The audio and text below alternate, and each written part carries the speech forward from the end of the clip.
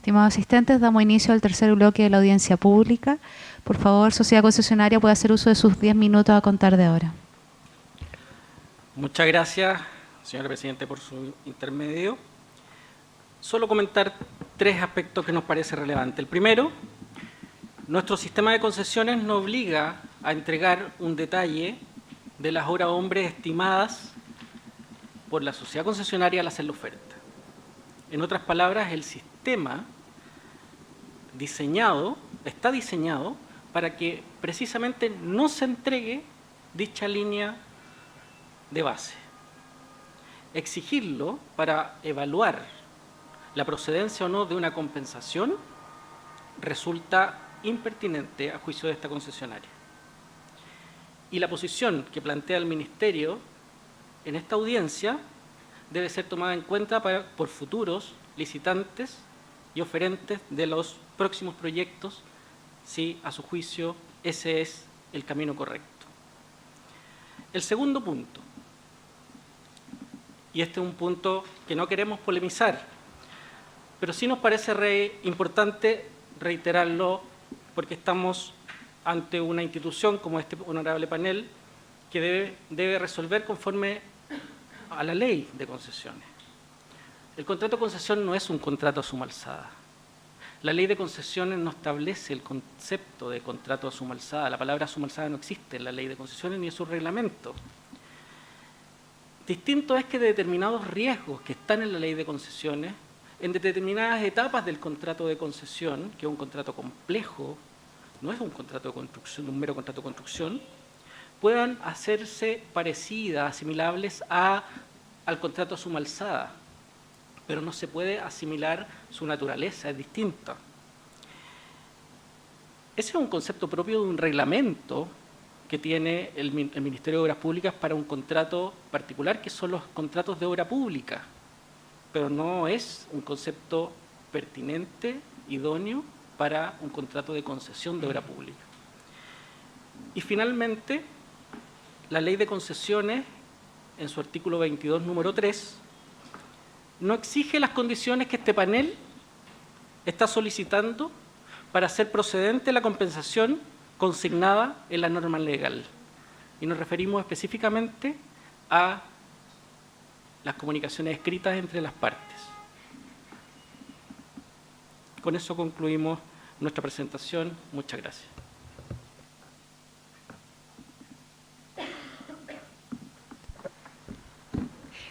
Voy a partir yo haciendo las preguntas.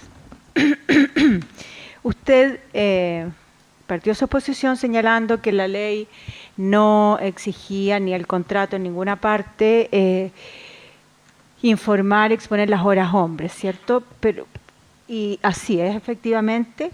Ahora, yo quisiera saber, en ese contexto y considerando lo planteado anteriormente, ¿por qué no usó el método de ruta crítica?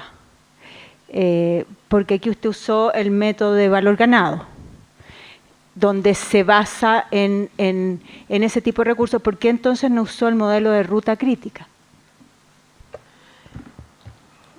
Voy a responder en lo que me atañe y le voy a pedir también al profesional que me ayude en lo que es técnico. De lo que escucho de la presentación del MOP y intuyo de su pregunta, señora Presidenta, el problema es el método de cuantificación, pero nuestro principal tema, y que esperamos esté ya despejado, es el incumplimiento contractual del Ministerio de Obras Públicas.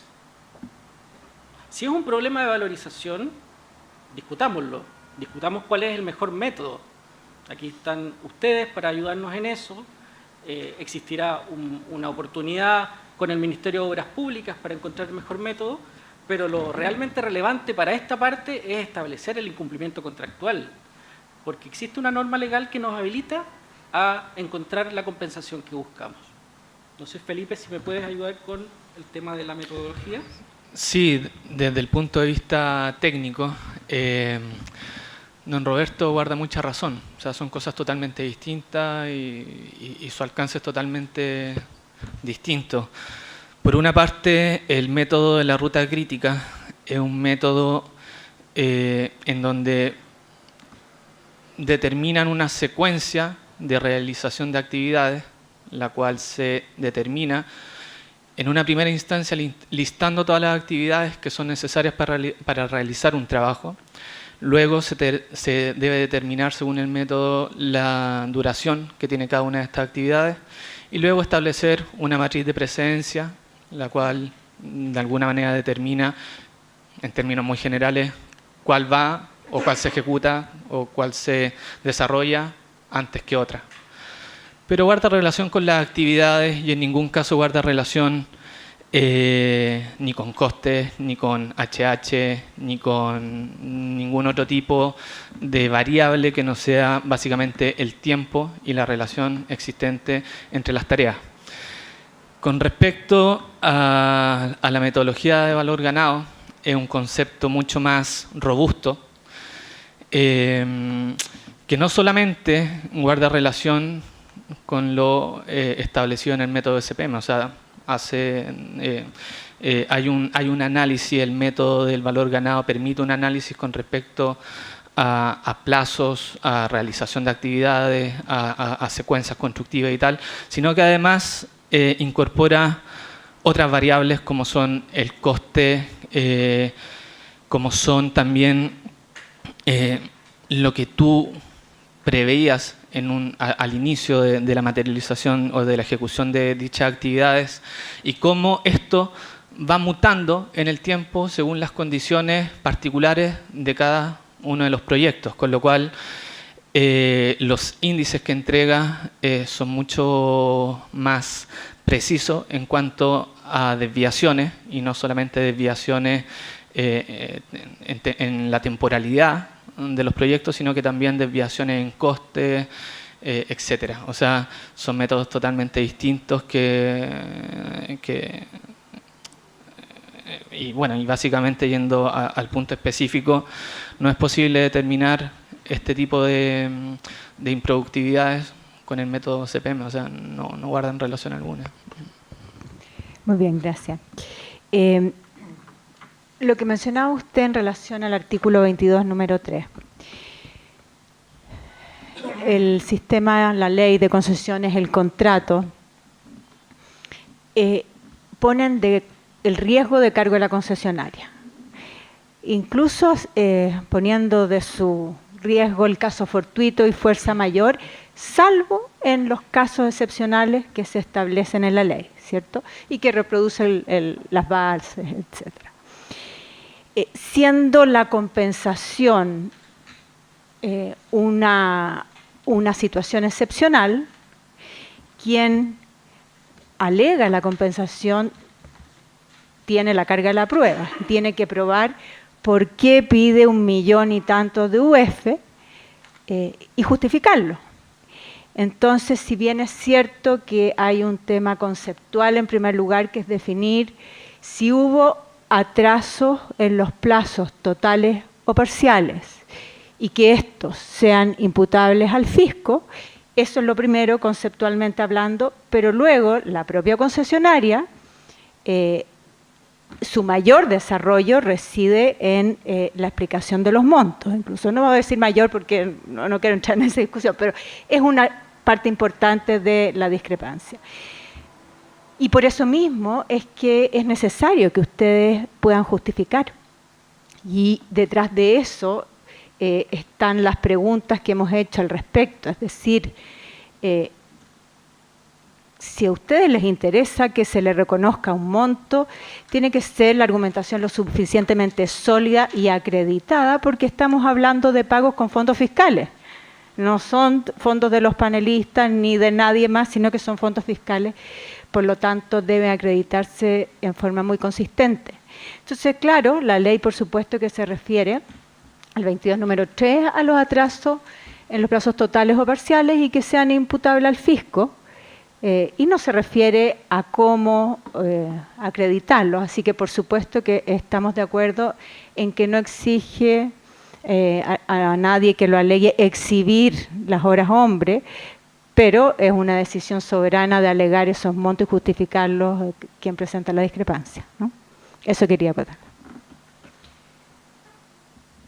¿Sí? Perfecto. Sí, no hay pregunta ya. Entonces, Teodoro Vygotsky. Sí. Una observación para el abogado Riquelme. Quiero darle, a mi juicio personal, tranquilidad respecto de las futuras licitaciones, y vienen muchas. Esta preocupación de que no va a llegar nadie, yo creo que sí, y de Oriente y de Asia han mostrado mucho interés. Y yo creo que tienen muy claro que van a tener que tener debida diligencia y fortalecer la gerencia de control y seguimiento de proyectos. Yo creo que eso va a ser muy importante para que hayan las solicitudes formales de prórroga, de aceleraciones, presentar los antecedentes completos y correctos, cuando hayan obras extraordinarias se expliciten. Y yo creo que todo eso es la gerencia de control presupuestario, avance ingenieril, documentación, y yo creo que eso ha sido un gran aprendizaje para todas las concesionarias presentes y las futuras. Así que no se preocupe. Muchas gracias. Roberto Ñeren. Yo quería hacerle una precisión al abogado Riquelme respecto de esto de que no existen sumas alzadas en las concesiones. Yo creo que ese es un tema semántico, señor abogado, porque cuando usted cotiza una concesión, usted cotiza un precio, sea de peaje, sea de plazo, sea de peaje con tope más y da un plazo máximo o mínimo, y a mayor abundamiento las concesiones actuales se hacen a valor presente de los ingresos o ingresos totales de la concesión, y también da un precio que no puede cambiar, porque si lo cambia le quitan la concesión, se considera falta grave, no puede cambiar ni los peajes, ni los plazos, ni las sumas alzadas a las cuales se comprometió. Entonces, decir que no hay suma alzada en las concesiones, con todo respeto, es un error garrafal, es no entender el proceso. Tanto es así que para poderlo cambiar tiene que ir al artículo 21, al 19 o al 22, que es el mismo que está invocando hoy día, porque si no fuera suma alzada o fuera precio unitario, crecería solo, ¿me explico? Haría más obras y crecería solo, no tendría que venir aquí. Esa es la primera precisión, porque hace tiempo que estamos con los abogados discutiendo si somos suma alzada o no somos suma alzada. Entonces yo creo que no es bueno traer ese tema, porque ese es un tema al final semántico, que en la práctica no funciona de otra manera que no sea una suma alzada. Lo diga o no lo diga la ley. Si me permite, solo... Sí. no es antojadizo el que los abogados le planteemos esta precisión, don Roberto, porque estamos en una actividad que está sujeta a una ley. No es semántico cuando una ley no ocupa un término, es derechamente porque no procede a ocupar el término. Entonces, tampoco es caprichosa en el sentido de que la falta de precisión lingüística queramos imponerla a los abogados por duros de cabeza, no, es porque hay efectos que pueden llevar a confusión, y si tenemos errores conceptuales, podemos tomar decisiones erróneas, ya sea las partes del Ministerio y los intervinientes en cualquier calidad en la que se encuentren. Nosotros estamos claros cuál es el estatuto de responsabilidad de la concesionaria, compartimos lo que señaló la señora presidenta en relación a cuál es el régimen de responsabilidad de la concesionaria en la etapa de construcción, cuáles son las exigencias que debe tener una compensación. El punto es que el incumplimiento del Ministerio de Obras Públicas no puede estar considerado, y usted lo entenderá así, creo, en una suma alzada. A ver, no tiene nada que ver una cosa con otra. O sea, es que ese es el efecto de considerarlo como una suma alzada en los términos que usted lo plantea. No tiene nada que ver. Una suma alzada puede ser discutida. Incluso si hay incumplimiento de la otra parte. Exactamente. O sea, si a usted le dicen hago este trabajo en 30 días y no lo dejan entrar a hacerlo, usted va a seguir con la suma alzada y no va a reclamar. Imposible. tiene que reclamar que no lo dejaron entrar a pintar la pieza. ¿Se fija? Entonces, que sea suma alzada no significa que usted no pueda reclamar cosas que a usted le parecen improcedentes, injustas o qué sé yo. Eso en cualquier tribunal usted lo puede ganar, o sea, no veo cuál es la diferencia. Ok. Y usted dice que hay temas conceptuales. Me gustaría ver cuál es el tema conceptual que hace diferente una suma alzada de concesión con una suma alzada de un contrato de administración directa. Si usted lo tiene claro, no sé. Porque usted defiende que no son sumas alzadas.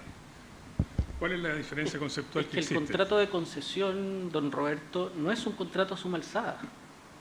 El contrato de concesión es un contrato complejo en el cual existen muchas etapas dentro de las cuales hay un periodo de construcción donde la ley establece cuál es el ámbito de responsabilidad y la distribución de los riesgos.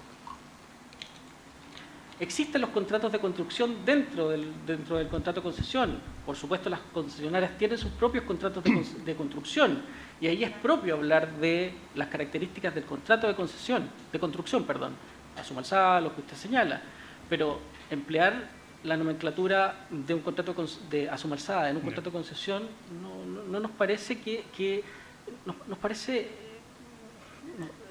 poco serio, de verdad, ocupar la terminología correcta en los espacios correctos. O sea, no es suma alzada el valor total de los ingresos de la concesión. O sea, es variable, es así, esa cifra puede variar. No lo sé, pero no, el concepto suma alzada no es... ¿Cómo? No sé, pues si usted está diciendo que no es suma alzada, contésteme la pregunta. ¿Es variable ese valor o es una suma alzada? Puede ser variable dependiendo de las circunstancias, pero eso no lo convierte en una suma alzada. Bueno, no vamos a seguir discutiendo el tema. Lo otro que le quería precisar es que el panel de concesiones no requiere el presupuesto original suyo, porque así no ha sido consignado en la concesión, y ojalá que el MOP nunca los pida, porque a la vez que el MOP lo pida, va a tener que participar de lo que usted hace. Y justamente el MOP no quiere hacer eso, no quiere participar de cómo hace usted las obras. Lo que sí, si usted viene a reclamar aquí horas ganadas, tendría que decir de dónde salieron. Y si no las tiene, y nadie se las aprobó nunca, no sé sobre qué base nosotros podríamos definir o decidir sobre qué horas ganadas vamos a considerar su petición. Si quiere me contesta, o si no... Esta parte acompañó un informe con extensa documentación que acredita y sostiene sus conclusiones. Y cuando nosotros le pedimos a usted una carta GAN, no le estamos pidiendo las horas ganadas, le estamos pidiendo solamente las actividades, sus duraciones y sus interrelaciones. Y cuando le pedimos los estados de pago de la constructora a la concesionaria, tampoco nos interesan las horas ganadas, nos interesa cómo se pagaron esas obras, a qué precio y qué oportunidades. Nada más. No nos interesan las horas ganadas. Queremos saber si lo que se cobró de la constructora a la concesionaria se hizo en tiempo y forma de acuerdo al contrato de concesión, se hizo más allá de la PSP y qué obras se hicieron más allá de la PSP o se hizo solamente la instalación de carabineros fuera de la PSP, que es lo que correspondería, ¿no es cierto? Porque esa era la única obra que estaba fuera del contrato. Y entonces eso es lo que quiere chequear este panel, pero nadie le ha pedido las horas ganadas. No las necesitamos. Muchas gracias. Teodoro Vygotsky. Un comentario muy breve. Como panel técnico en ese sentido legal, técnico de ingenieril, técnico de financiero y técnico económico, el factor común a todas estas especialidades es la evidencia. Si no se provee evidencia, es muy difícil llegar a una recomendación. Un modelo teórico es un modelo teórico. No tengo más que agregar.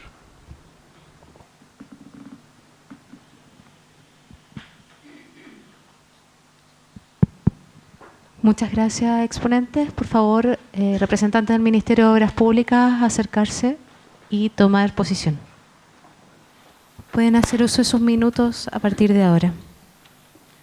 Bueno, queremos continuar un poco tomando la pregunta que hizo la presidenta, señalar que efectivamente a esta parte le llama la atención que la concesionaria reclame 1.200.000 UF, ¿cierto? Y los representantes técnicos no han podido señalar ni confirmar si es que solicitaron autorización al Ministerio para la aceleración que le están reclamando.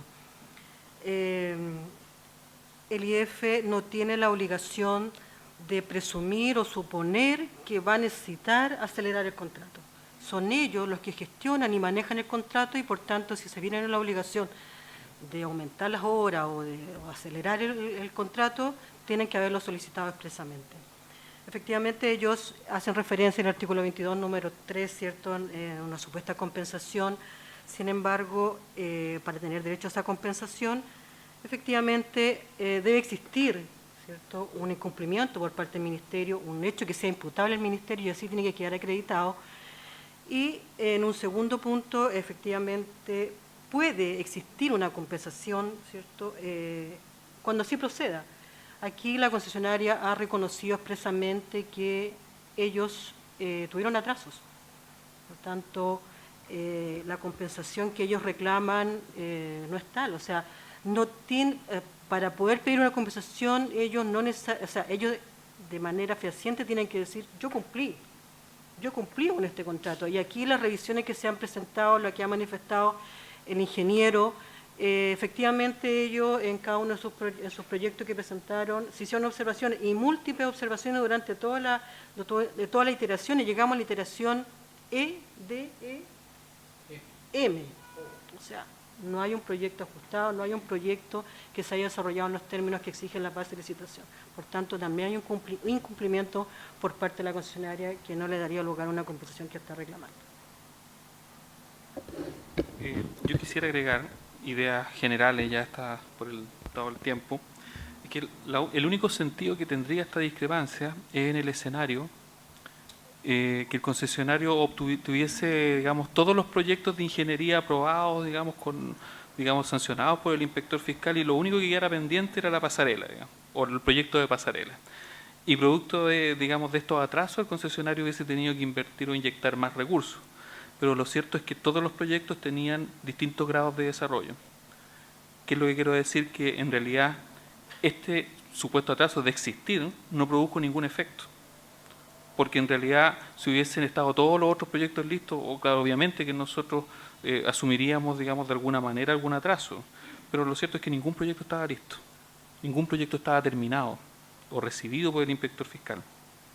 Otra cosa que quiero hacer presente es que si hay algo que uno puede extraer del informe de irrupción como algo cierto, es que en la etapa licitatoria el concesionario no hizo ningún estudio, digamos, o la estimación que hizo cuando presentó la oferta no era acorde a la realidad, digamos, aparentemente, porque de haber hecho ese estudio, digamos, en la etapa licitatoria lo hubiese acompañado ahora y no hubiese tenido la necesidad de hacer un informe utilizando este método de valor ganado para hacer este ejercicio retrospectivo y llegar a un precio, digamos, en la etapa licitatoria. Finalmente, reiterar el tema de la ley de discapacidad.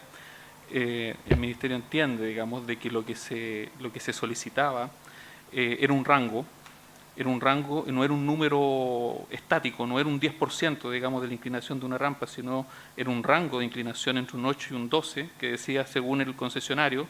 Ahora, ¿por qué digo según el concesionario? Porque hay una carta que tiene fecha de 27 de junio del 2014, donde ellos mismos dicen que esta rampa puede tener entre un 8 y un 10%, y hacen presente este manual de accesibilidad universal de la Corporación Ciudad Accesible.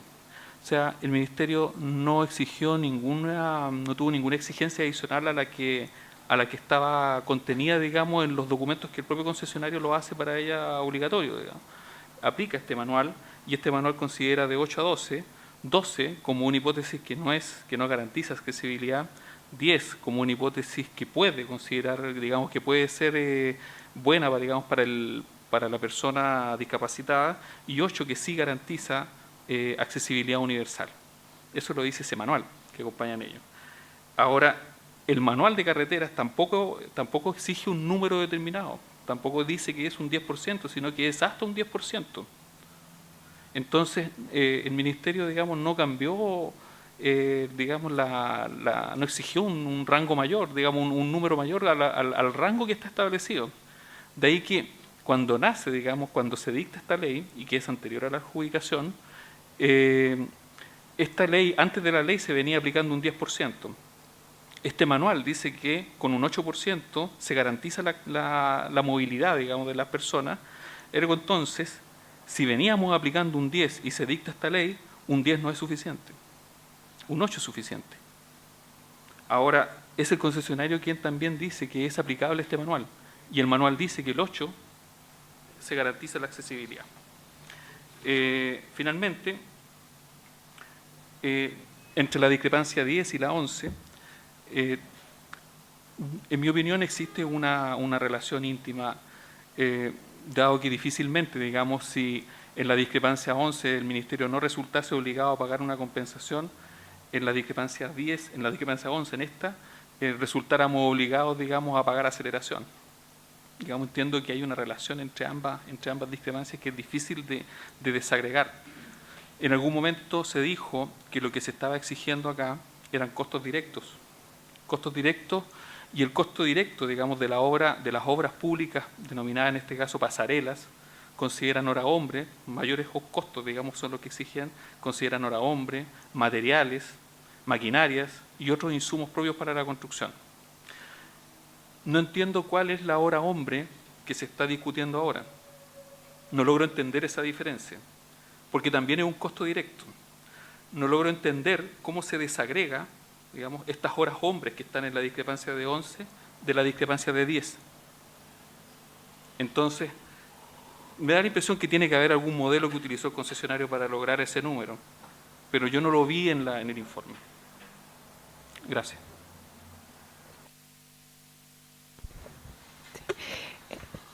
Fernando Avara, por favor. Sí, no, solamente la precisión que usted mencionó que la ley exigía, pero la ley no exigió un número específico, fue el manual, ¿no es cierto? El manual, solamente para precisar. Sí, el manual que, digamos, que yo digo acá, que el concesionario es el que hace presente que se le aplica. Él, digamos... Claro, pero eso fijaba un rango. Sí. Un rango, pero el inspector fiscal exigió un 8. Claro. Que estaba dentro del rango, pero ya tenían avanzado y tenían aprobado otras con 10. Con 10% pendiente. Claro, el tema es que, claro, nosotros, digamos, como fisco, el fisco no está, si digamos, cometió un error, digamos, en la aprobación de algún proyecto y luego aparece una ley y dice, oiga, sabe que hay que garantizar la accesibilidad universal, la movilidad de las personas, y con un 10% existe un manual que dice que no cumplimos con ese estándar y estamos, digamos, modificando los estándares, digamos, subiendo el estándar, es lógico que no podíamos seguir aplicando el 10. Por último, me gustaría invitarlos a los abogados, si quieren referirse al contrato de suma alzada en su dúplica, aprovechar eso un minuto, bueno, por favor. ¿Ahora? ¿Nos referimos ahora? En este momento, sí. Bueno, es un tema complejo, un tema difícil, digamos, hay bastante literatura que algunos, digamos, asimilan el contrato, la etapa de construcción, un contrato a suma alzada, y lo diferencian. Me interesa saber si ustedes piensan que es suma alzada o no el contrato de concesión de obra pública. Hay matices. Hay matices. Yo creo que cuando la ley utiliza la expresión de que además el concesionario se hace cargo del caso fortuito, la fuerza mayor y cualquier otra causa, empieza a excluir, digamos, otras hipótesis de reclamo. Y eso sumado a que cuando el concesionario nos imputa, digamos, nos señala este artículo 22, número 3, donde dice que el Ministerio es responsable de los atrasos, digamos, y que hay que indemnizarlo, pero cuando sean imputables. Entonces, como contrasentido, digamos, de que el atraso debe ser imputable al Ministerio, quiere decir que todas las demás hipótesis son imputables al concesionario. Y eso conversa con la... O sea, usted también está con la misma hipótesis de que hay una relación entre cumplir o no cumplir, o incumplimientos, sean imputables o no, en fin, con la categorización del contrato, como si el contrato de suma alzada no pudiera ser contestado, no pudiera ser reclamado un incumplimiento en un contrato de suma alzada. ¿Por qué eso? No entiendo. O sea, no tiene ninguna relación, digamos. Usted puede tener un contrato de suma alzada y están las obligaciones de cada parte, y si hay un hecho, un incumplimiento de alguna de las partes, ¿no es cierto?, bueno, habrán las indemnizaciones correspondientes. Entonces no veo la razón. Lo que estamos preguntando es, a juicio usted, ¿se cumplen los requisitos de un contrato de suma alzada? Un contrato de suma alzada, ¿no es cierto?, donde no significa que no puedan exigirse reclamos, que sea una cosa muy... Es cerrado en cuanto al precio, a la cosa que tiene que construirse, en ese tipo de cosas. O sea, en oposición a los precios unitarios. O sea, las cosas son como son y no como las partes dicen que son, ¿no es cierto?, el viejo aforismo jurídico, y por lo tanto, independientemente que la ley de concesiones de obras públicas no diga nada al respecto, no significa que por muy contrato que se rija por el derecho público, no significa que no pueda hacerlo desde el punto de vista doctrinario y jurídico, digamos. Yo creo que es un tema discutible, yo creo que es un tema analizable. Ahora, la oportunidad real donde uno, digamos, sabe lo que debe construir es cuando tenemos el proyecto de ingeniería definitivo. Ese es el punto, digamos, y es lo que en algún momento dijimos. O sea, si vamos a utilizar un método, al método tenemos que ingresar la información a partir del PIT, un PIT aprobado. Un PIT aprobado. Entonces, comparemos el PIT con el ASDIL y veamos cuáles son las diferencias. Gracias. No tengo más preguntas.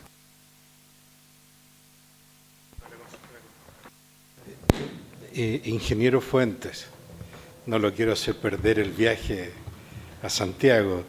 ¿Usted fue el inspector fiscal de esta obra? No. Yo soy el inspector fiscal de explotación de esta obra. De explotación. Sí. Ok, entonces no le voy a hacer preguntas. ¿Ah? Gracias.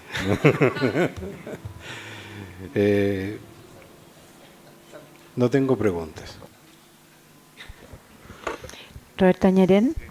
Yo quería hacerle un comentario a la concesionaria en relación a al tema del presupuesto de horas ganadas, digamos. La concesionaria sabe perfectamente que ella asignó un contrato a la constructora X, ¿no es cierto?, que puede ser SACIR u otra, y esa concesionaria lo más probable es que le haya hecho un contrato a suma alzada a ella, o a precio unitario, da lo mismo. Pero cuando le dio el contrato a precio unitario, le entregó una explicación o un soporte de los precios unitarios, donde está la mano de obra, la maquinaria y los materiales de costo directo. Entonces, sin duda que la concesionaria conoce el presupuesto de horas ganadas que está invocando acá, digamos, que no es precisamente el de la concesionaria, es el de la constructora. Solo quería precisar eso para que se entienda bien, digamos, qué base está tomando la concesionaria respecto de ese presupuesto que está reclamando de horas ganadas, que no lo conoce el Ministerio, no se piden las bases de licitación, pero sí lo conoce la concesionaria cuando asigna el contrato de construcción. Eso quería agregar, ¿no?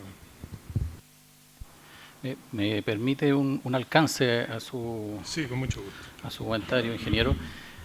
Más aún, la concesionaria contrató a la constructora los diseños de detalles, haciendo responsable a la constructora de los diseños de detalle. Luego, todos los problemas que tuvieron los diseños de detalle, que se ha demostrado que son por problemas de la misma gestión de construir este diseño, son responsabilidad de la constructora. Así es que mal podría esta constructora hacerle pasar este costo adicional, desde el punto de vista nuestro, a la concesionaria, que la concesionaria lo eleve al MOP. Se entiende, muchas gracias.